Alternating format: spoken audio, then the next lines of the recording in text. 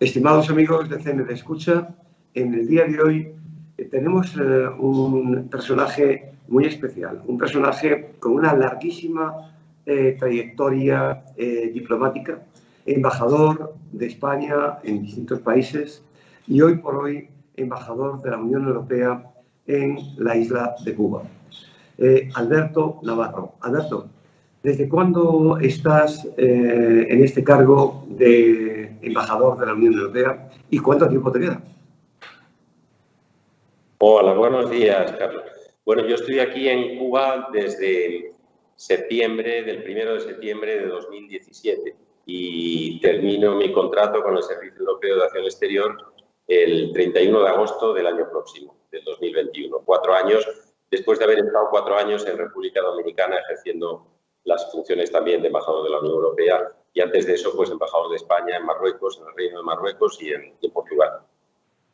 Realmente eres un hombre con una formación de humanidades importante, puesto que estudiaste Derecho en una de las universidades más antiguas de España y quizá una de las más famosas, la Universidad de Salamanca, ¿verdad?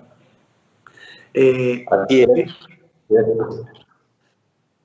¿Qué es lo que... La llevo en el corazón, no se puede imaginar. ¿Qué es lo que se siente, evidentemente, estando lejos de España tanto tiempo y teniendo esos recuerdos de esa Salamanca tan brillante, tan especial como la que tú estuviste viviendo? Bueno, mira, en la vida de los diplomáticos y también de muchos, cada vez más, empresarios y españoles que tienen que salir porque sus empresas se internacionalizan o porque tienen oportunidades laborales fuera de España, pues hay por un lado un sentimiento de morriña, de echar de menos tu patria, los recuerdos, en mi caso de los estudios de la Universidad de Salamanca, en la Facultad de Derecho y después la Escuela Diplomática en Madrid, las amistades que guardas de esos años y por otro lado, bueno, pues las lecciones que te va dando la vida en los distintos países donde vas sirviendo los intereses españoles.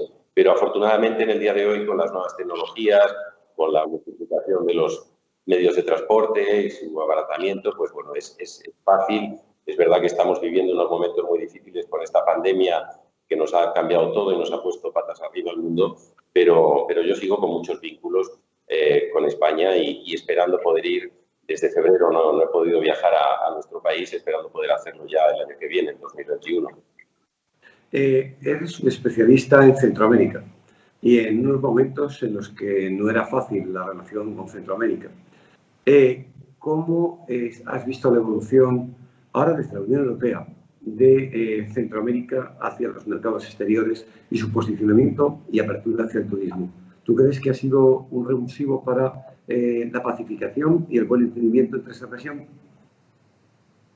Sí, mira, realmente la Unión Europea, que es un proceso de integración que no tiene parangón en la historia de la humanidad, no hay nada comparable, ¿no? Países que estamos creando una unidad política, económica, con nuestra propia moneda, el euro, con un espacio de libertad y seguridad como es el espacio Schengen, y que nos ha permitido vivir pues, unos años como no ha tenido nunca España en su historia de estabilidad política y de prosperidad económica. Con esa Europa, si hay un continente con el que se siente cerca, es con el continente de América Latina, porque hablamos la misma lengua, vemos el mundo con los mismos ojos, compartimos los mismos valores. Yo lo digo muchas veces, basta pensar en la pena de muerte. La pena de muerte se aplica en Estados Unidos, en Rusia, en China, pero no en América Latina.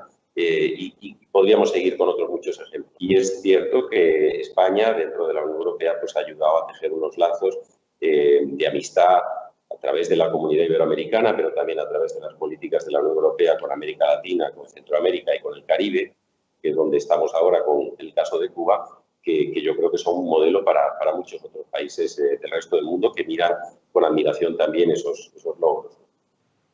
Hombre experto en la cooperación. También la cooperación fue una de las ramas en las que trabajaste intensamente. ¿Cómo has visto evolucionar la cooperación, no solamente española, estamos hablando de la Unión Europea, en este caso, que es tu cargo actual? ¿Cómo ves la cooperación y qué futuro le ves en este momento hacia Iberoamérica? Yo, me perdonas que te haga un inciso, para mí no existe la palabra Latinoamérica. Para mí la palabra es Iberoamérica. Los franceses inventaron Iberoamérica y se acuñó como un sello inviolable por los anglófonos. Tenemos que defender nuestros orígenes y nuestras palabras mágicas.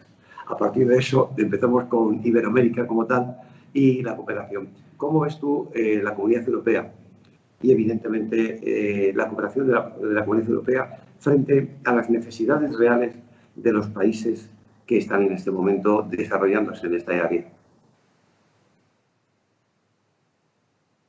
Bueno, la Unión Europea es de lejos el mayor donante de ayuda del mundo. La Unión Europea, con sus Estados miembros, con sus 27 Estados miembros, facilita más del 50% de toda la ayuda oficial al desarrollo del mundo, más del 60% de toda la ayuda humanitaria, porque no hay que confundir la ayuda humanitaria con la ayuda al desarrollo. La ayuda al desarrollo es parte de una política, por eso España ayuda a los países iberoamericanos del norte de África, Marruecos o Filipinas, o el Reino Unido apoya a los países de la Commonwealth o Francia, a sus antiguas colonias. Pero la ayuda humanitaria es salvar vidas, ahí no hay distinción de políticas ni credos, son seres humanos a los que hay que atender. Bueno, en ambos casos, como digo, la Unión Europea representa el 55 o el 60% de toda la ayuda mundial. La ayuda tiene grandes limitaciones, es necesaria, es un ejemplo de solidaridad, pero los países que han salido adelante, lo vemos en todo el mundo, son los países que abren sus economías, que reciben inversión extranjera y es, por tanto, necesario el comercio y la ayuda. Esto lo decían, algunos decían aid, not trade, ayuda, no comercio, no ayuda, aid, not trade. Otros dicen trade, not aid, no, hacen falta los dos, aid and trade. Hace falta la ayuda y hace falta el comercio exterior. Y este caso, por ejemplo, de Cuba, donde estamos ahora, pues es un buen ejemplo. La Unión Europea es el primer socio comercial de Cuba, representa más del 35% del comercio exterior de Cuba. El siguiente socio, que es China, está en un 15%, y después ya están otros países como Venezuela, Brasil, Rusia, Estados Unidos, Argentina, en torno a un 5%. Si miramos toda Iberoamérica y Caribe, ahí China ya nos ha superado como primer socio comercial y estamos ahí junto con Estados Unidos. Pero en términos de ayuda, de lejos, la Unión Europea es el primer socio de cooperación. Lo que ocurre es que en el mundo actual ya no se puede hablar del país donante y del país receptor, no es el norte rico que da y el sur pobre que recibe. Ahora todos los países tienen activos y hay que poner en valor esos activos, ya sean activos en el sector del capital humano, en el sector de las materias primas, y es mejor trabajar entre iguales, entre socios, transfiriendo tecnología, transfiriendo también conocimientos y no solamente los recursos. Y en ese ámbito yo creo que la Unión Europea es un buen ejemplo, con limitaciones y con defectos como tenemos todos. Pero la cooperación de la Unión Europea con Iberoamérica es digna de elogio. Hablamos en este caso de Cuba y la Unión Europea. Me estabas comentándonos que evidentemente hay un porcentaje altísimo de la cooperación española, perdón, de la cooperación de la Unión Europea, que es la que anima las operaciones de crecimiento y desarrollo de Cuba. ¿Qué sectores son los que la Unión Europea está primando para el desarrollo de Cuba? Pues mira, la Unión Europea en Cuba tiene 3 sectores prioritarios. El primero es el de la agricultura, ayudar a una agricultura resiliente y sostenible. Cuba importa prácticamente el 70% de los alimentos que consume y tiene una tierra fértil y debería tener una agricultura mucho más productiva, pero a la vez más resiliente y más sostenible. Lo que nosotros damos, obviamente, no puede transformar la agricultura cubana, pero ese es el sector prioritario al que se ha unido el de las energías renovables, que es ahora el gran tema que lidera Europa en el mundo, toda la lucha contra el cambio climático, la revolución verde, el movernos hacia una economía verde después de salir de esta pandemia. Ese es nuestro segundo sector. El tercero es el de ayudar a la modernización económica y social de Cuba con un programa de intercambio de expertos que gestiona la Fundación, la FIAP española, y que ha tenido mucho éxito. Es un programa que no tiene parangón en otros países iberoamericanos y que ha permitido pues, traer especialistas de la Agencia Tributaria Española, digitalizar la Gaceta Oficial Cubana, intercambios de los ministerios de Educación Superior A estos tres sectores se ha unido el de la cultura con un proyecto importante a través de la UNESCO que ha financiado la Unión Europea aquí en Cuba, el programa Transcultura, dotado con 15 millones de euros para restaurar el convento de Santa Clara en La Habana Vieja, hacer ahí un centro de formación de jóvenes en restauración de monumentos y apoyar también la Escuela de Cine y Televisión de San Antonio de los Baños y el Instituto Superior de las Artes, la única universidad de cultura que hay o de las artes que hay en el Caribe. Todo ello, la pandemia nos ha traído también el sector COVID y ahí la Unión Europea está movilizando unos recursos para apoyar a Cuba en la lucha contra la COVID, para la fabricación aquí en Cuba de 500 miniventiladores, equipos de diagnóstico y también equipos de protección individual. Esto lo hacemos a través de la OPS, proyecto que se firmó el pasado viernes de 1,5 millones de euros.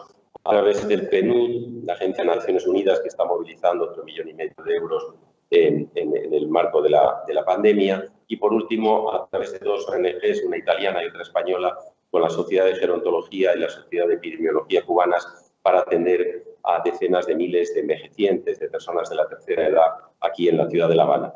Y junto a ello, una subvención que esperamos se apruebe en breve a través de la Agencia Francesa de Desarrollo, de 5 millones de euros para el Instituto Pedro Curie, el IPK, y para ayudar, como digo, en general a salvar vidas y a luchar aquí contra la COVID en Cuba. Y esto está haciendo que este sector de la salud, en el que no estaba presente la Unión Europea, pues hoy en día estemos ya movilizando recursos de cierta importancia. Estamos hablando de casi 10 millones de euros para la lucha contra la pandemia. Para el futuro, lo que quiere la Unión Europea es trabajar sobre todo en dos grandes ejes. Uno, el tema verde, la economía verde, todo lo que es lucha contra el cambio climático, energías renovables, y el otro tema es la revolución digital. En esos dos sectores serán sectores que sin duda tendrán impronta aquí en Cuba en los nuevos fondos que se están preparando ahora, que son para el periodo 2021-2027 y que serán objeto, obviamente, de debate y discusión con las autoridades cubanas, porque al final lo que hace la Unión Europea es apoyar los planes de desarrollo que Cuba ella misma define. Y en toda esta cooperación queremos poner el acento en las pequeñas y medianas empresas, en los cuentapropistas, en la creación de un clima favorable a la inversión extranjera y favorable a los negocios, porque hemos visto por experiencia que las economías que más se abren son las economías más prósperas, que la pequeña y mediana empresa es la que crea el 80% del empleo en Europa y, obviamente, para el futuro de Cuba es algo que nos gustaría compartir y apoyar. En el año 93, la Unión Europea apoyó por primera vez a Cuba con un plan estratégico para combatir la neuropatía, aquella pandemia que tuvieron en aquel momento. ¿Hay alguna similitud o hay algún trabajo que se podría realizar especial entre lo que podría ser la ayuda del 93 con la ayuda de este 2021 para apoyar la pandemia, para apoyar a la lucha contra la pandemia?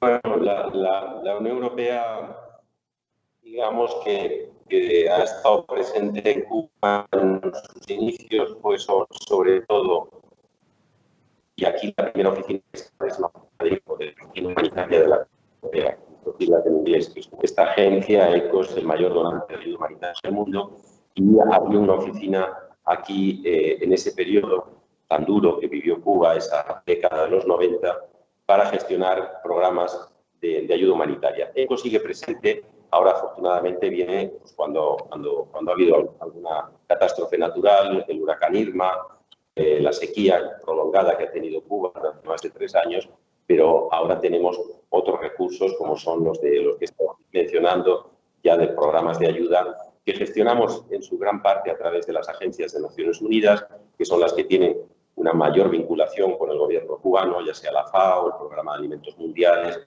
la OPS, el Programa de Naciones Unidas para el Desarrollo, el PNUD, UNICEF, la UNESCO, que son nuestros socios naturales con los que estamos trabajando aquí, al margen de algunos programas que ejecutamos directamente con el gobierno cubano o con la sociedad civil cubana.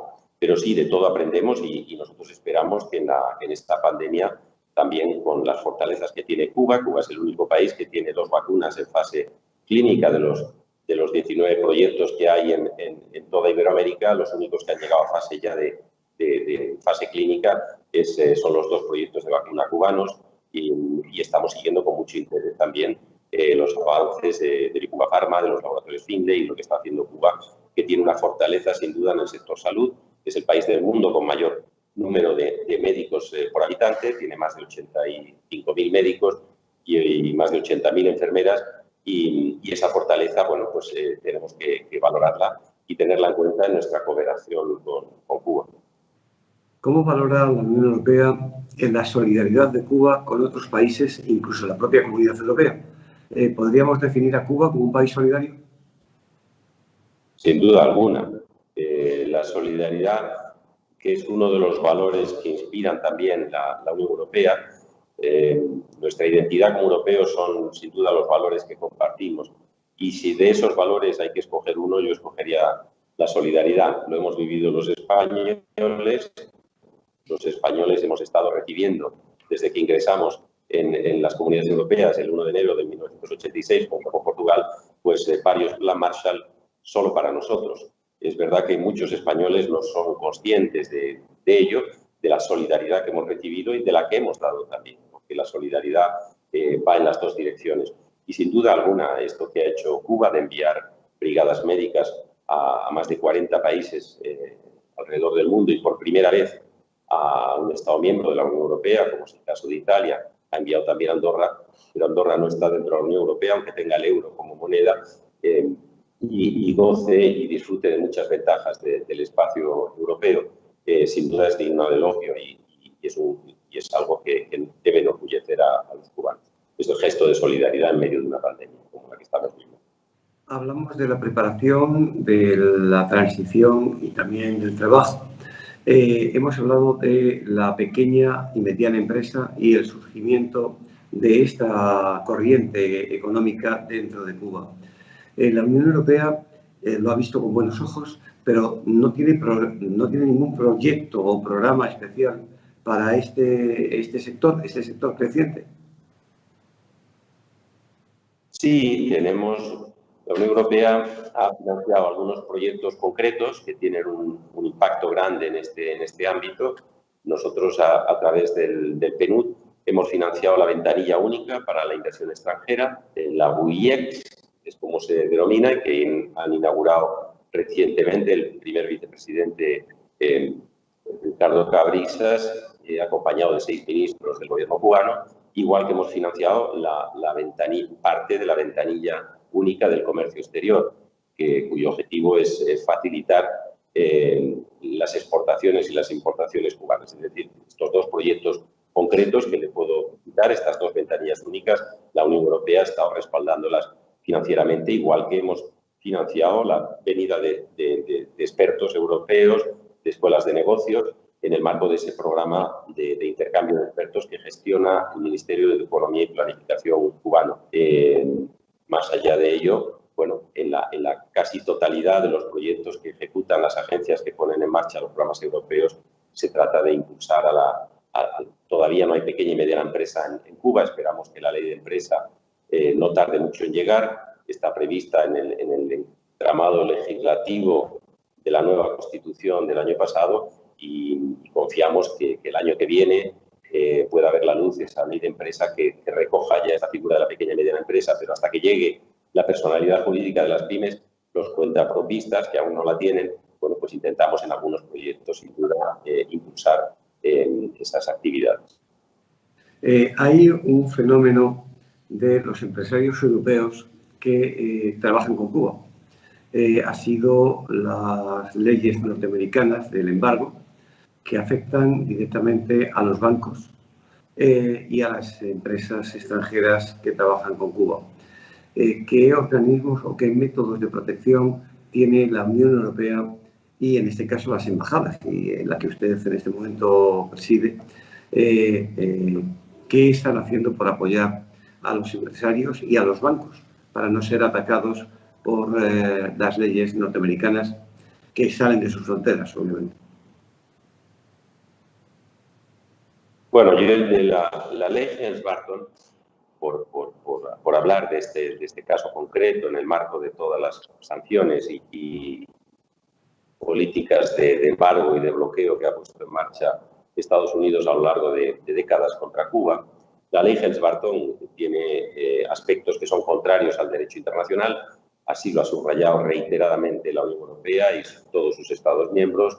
Hemos condenado como ilegal muchos aspectos, sobre todo la aplicación extraterritorial, el querer aplicar una ley fuera de tus fronteras. Tú puedes tener, un país puede darse la legislación que quiera, puede no gustarnos, como no nos gusta la pena de muerte en Estados Unidos, por ejemplo, pero lo que no puede, además, es querer aplicar esas leyes fuera de su territorio, que es lo que ocurre con esta ley Helms-Burton. Ante ello, la Unión Europea, ¿qué hizo? Bueno, llegó a Estados Unidos ante la Organización Mundial de Comercio, cuando el presidente Clinton firmó esta ley, y se llegó a un consenso, a un acuerdo, un compromiso en el Consejo Europeo de Londres, hace ya muchos años, por el cual Estados Unidos renunciaba y el presidente aplicaba unos waivers, unas excepciones para no aplicar esa ley. La administración Trump ha sido la primera que a partir del año pasado, de mayo del año pasado, suspendió esos waivers y decidió aplicar esa ley que obviamente tiene un impacto directo sobre empresas del resto del mundo y en concreto empresas y ciudadanos europeos. La Unión Europea tiene una legislación antibloqueo, se llama el Estatuto de Bloqueo, que establece que cualquier empresa que sea objeto europea o ciudadano que sea objeto de una demanda por parte de un ciudadano estadounidense o se vea llamada a un tribunal en Estados Unidos, va a tener la protección y el apoyo de las autoridades europeas y de la legislación comunitaria. Y ahí es un tema del que se han hecho seminarios aquí en La Habana, en Cuba, por bufetes de abogados que están especializados en este sector. Pero lo que sí le puedo decir es que la Unión Europea, al igual que lo tiene Canadá, al igual que lo tiene Japón y lo tiene México, pero no así otros países, y eso lo deben saber los empresarios, que hagan una inversión en Cuba, a lo mejor desde un país tercero como Panamá o República Dominicana, no va a tener esa protección que le da el Estatuto de Bloqueo, que es derecho, que es ley que se aplica en todos los Estados miembros, porque la Unión Europea lo que es una comunidad de derecho. Y sí tenemos esos mecanismos de protección que se aplican en el caso en que haya demandas, como ocurre en la actualidad. Hay 23 casos abiertos, de los cuales 6 o 7 afectan directamente a empresas europeas, no solo españolas, también francesa, holandesa o alemana. La Unión Europea ha protegido y ha apoyado el patrimonio y últimamente firmó acuerdos para proteger el patrimonio de Camagüey y apoyar la industria de Camagüey también. ¿Eso es un proyecto especial o entra dentro de alguno de los epígrafes de los proyectos que ustedes nos enumeran? No, yo la verdad que no conozco en detalle ese proyecto. En general, en el ámbito de la cultura y del patrimonio artístico, la Unión Europea no tiene competencias. Sí los tiene en lo que es formación profesional, por eso ese proyecto que mencionaba antes, porque capacita para el trabajo, la formación profesional, y por eso tenemos ese proyecto ahí. Ha habido algunas iniciativas, las capitales culturales europeas, etc., pero la cultura, como la educación, es competencia de los Estados miembros. Cada Estado miembro legisla en su ámbito cultural, legisla en su materia educativa. La Unión Europea, donde sí tiene competencias, como digo, es en formación profesional, y ahí tenemos algunos proyectos. Pero esto puede ser que sea resultado de en el marco de algún proyecto que tenga fondos europeos se haya llevado o se haya hablado del caso concreto de Camagüey, pero no. Usted estuvo hace unos años en República Dominicana, como nos comentaba. En su experiencia, ¿cómo se puede diferenciar la aplicación de fondos entre dos países, dos islas hermanas, como puede ser la República Dominicana y Cuba? ¿Qué diferencia hay en la toma de decisiones y el uso de estos tipos de proyectos o fondos para el crecimiento y desarrollo del país? Pues las diferencias son muy grandes porque la República Dominicana desde el año 1979 es un miembro de lo que se llama el Grupo ACP, el Grupo de Países de África, Caribe y Pacífico, que es el grupo que tiene las relaciones más privilegiadas con la Unión Europea del mundo. Ni Estados Unidos, ningún país tercero tiene un libre acceso para todos sus productos, incluidos productos agrícolas como el plátano, el banano. La República Dominicana es el mayor exportador de banano orgánico del mundo a la Unión Europea, y prácticamente 2/3 del banano orgánico que se consume en Alemania los países nórdicos viene de República Dominicana. Esto es posible gracias a los convenios de Lomé Cotonú, al hecho de que República Dominicana forma parte de ellos. Y, por tanto, tiene acceso también a los fondos FED, al Fondo Europeo de Desarrollo, que tiene unas dotaciones de billones de euros, de miles de millones de euros, y la cooperación con la República Dominicana de la Unión Europea sigue otros caminos. Hay la figura del ordenador nacional, que es un miembro del gobierno dominicano que es quien gestiona los fondos europeos. Hay todo un esquema de gestión de esos fondos. Hay una oficina del Banco Europeo de Inversiones que está en la delegación de la Unión Europea en Santo Domingo. Para la República Dominicana ha recibido ya más de 500 millones de euros de préstamos del Banco Europeo de Inversiones para microcréditos a través de la banca dominicana, para otros sectores. Es decir, no se pueden comparar la cooperación que hace la Unión Europea con Cuba, que sigue unas vías de una cooperación bilateral, novedosa, con energías renovables, el mundo de intercambio de efectos, etcétera, pero que no tiene el carácter preferencial que tiene la cooperación con los países ACP, con la presencia del Banco Europeo de Inversiones, el acceso al Fondo Europeo de Desarrollo que tiene República Dominicana y, además de ello, el libre acceso a todos sus productos al mercado europeo, que es el mayor del mundo en términos cualitativos. Y eso hace que República Dominicana tenga libre acceso para sus exportaciones a Europa, al igual que lo tienen los demás países ACP. Y se ve en los datos de comercio. República Dominicana exporta casi 1.000 millones de euros de bienes y servicios a Europa, cuando Cuba apenas alcanza los 400 millones.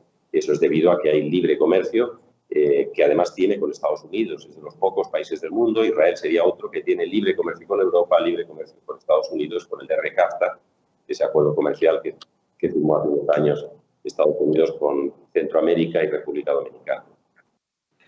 Cuando vemos diferencias tan grandes en dos países hermanos, dos países cercanos, como son Cuba y República Dominicana, y un país que necesita un desarrollo importante, como es Cuba en este caso, y unos apoyos tanto del Banco Interamericano de Desarrollo, apoyos que pueden venir del Banco Mundial o soportes de la Unión Europea, nos encontramos con que hay limitaciones básicas. España, ¿en qué situación se encuentra en ese tipo de apoyo con la Unión Europea y la gestión de proyectos con Cuba? Bueno, ahora en el próximo periodo nosotros lo llamamos de programación de ayuda, el 2021-2027, estos 7 años que tenemos por delante, que en Europa tienen esa triple B, Building Back Better, construir de nuevo mejor, y van a llegar ese maná de fondos europeos para relanzar la economía europea en esos dos ejes, el eje verde y el eje digital, que es el que nos va a inspirar también fuera de las fronteras europeas. Lo que queremos es impulsar el equipo Europa.